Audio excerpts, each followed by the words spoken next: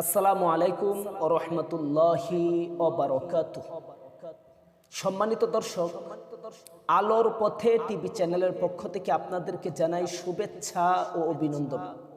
আমি আপনাদের সাথে আছি মোহাম্মদ উসমান গনি সেলিম।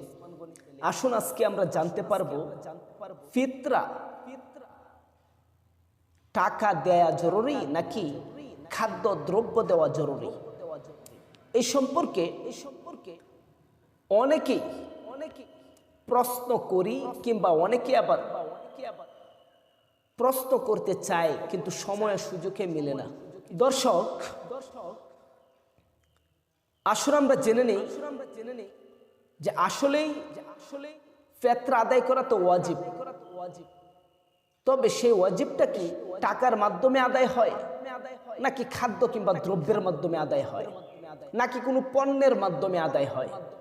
রাসূলুল্লাহ সাল্লাল্লাহু আলাইহি ওয়াসাল্লাম এর বাণী থেকে পাওয়া যায় ফিতরাটা খাদ্য কিংবা দ্রব্য দেওয়াটাই সবচেয়ে বেশি জরুরি।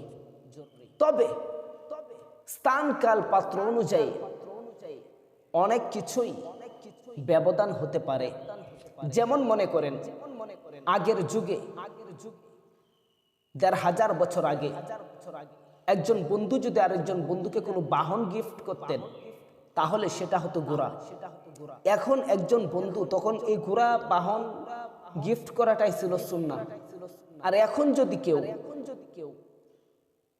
বাহন হিসাবে কিছু গিফট করতে চায়, ঘোড়া যদি দেয়, তাহলে কি তার মনোনীত বাহন হবে?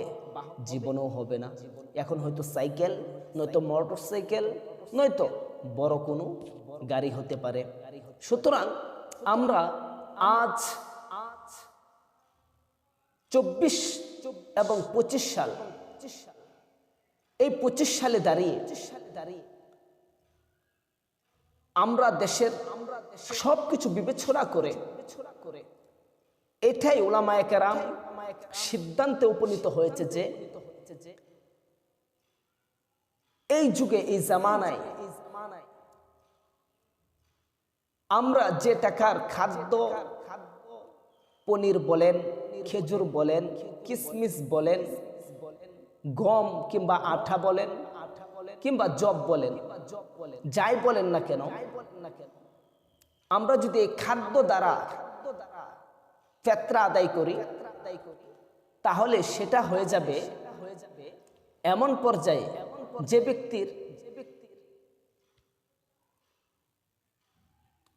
ড্রেস কেনার কোনো সামর্থ্য নেই,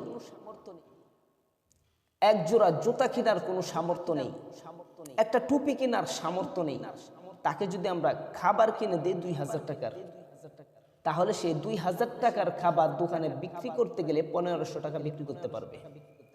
১৫০০ টাকার খাবার যদি কাউকে কিনে দেওয়া হয় আর সে যদি এই খাবার দোকানে বিক্রি করতে যায় তাহলে ১০০০ টাকা বিক্রি করতে পারবে।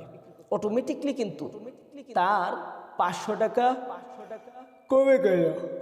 তো ৫০০ টাকা কমে যাওয়ার ফলে সে কিন্তু লস হলো। কিন্তু আগে একটা যুগ ছিল, ওই যুগে খাদ্য দেওয়া হলে খাদ্য বিক্রি করে দিলেও সমপরিমাণ টাকা তারা পেতেন। এই জন্য আমরা খাদ্য না দিয়ে আমরা গরিবদেরকে তাদের হাতে টাকা উঠিয়ে দিব। এই টাকা দিয়ে কিছু অংশ, এই টাকার কিছু অংশ ব্যয় করবে ড্রেস কিনে, এই টাকার কিছু অংশ ব্যয় করবে তারা খাবার কিনে, এই টাকার কিছু অংশ ব্যয় করবে তারা ব্যক্তিগত প্রয়োজনে। এই জন্য খাদ্য দ্রব্য দেওয়াটা সুন্নাহ। তবে সমস্ত উলামায়ে কেরামের মত অনুসারে